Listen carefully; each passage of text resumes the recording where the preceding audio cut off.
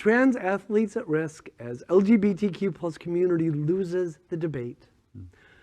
A Transgender Law Center messaging guide posted online last month found that no matter how the issue is framed, quote, no arguments we tested bested the opposition in a direct debate on sports policy.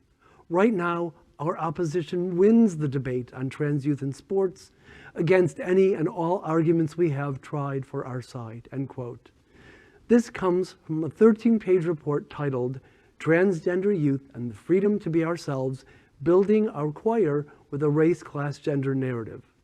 The guide resulted from a survey of 1,000 adults from July 29th to August 5th, and a separate sample of 95 activists from August 13th to September 24th.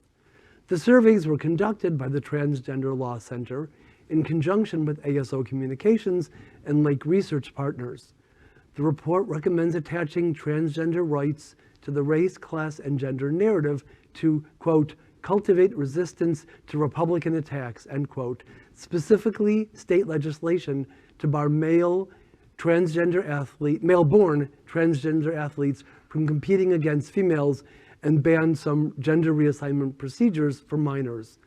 The messaging guide says the movement's, quote, base and persuadables want to support transgender student athletes, but are extremely susceptible to our opposition's argument that excluding trans youth is necessary to protect the fairness of women's sports, end quote.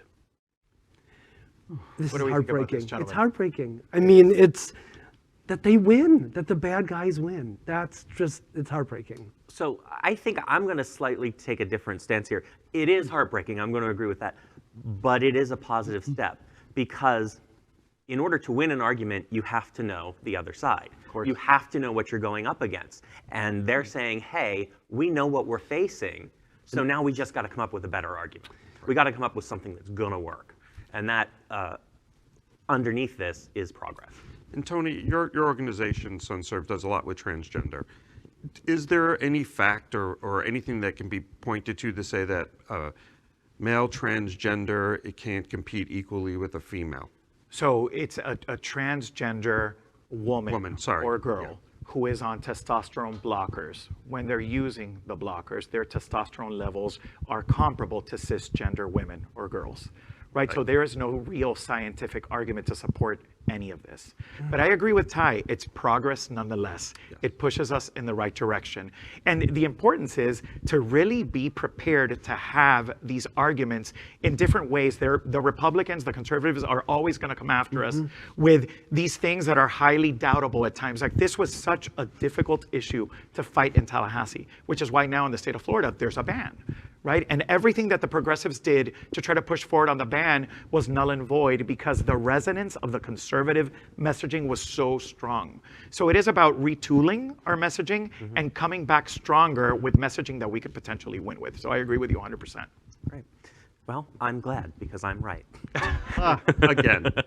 LGBTQ plus news is vital for our community and for the broader world as a whole.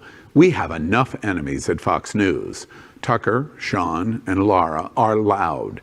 We need passionate allies. Happening Out Television Network, Queer News Tonight, and It's Happening Out are literally out of the closet and into the headlines. Our community needs your support. Like this broadcast and subscribe now to ensure the growth of the entire LGBTQ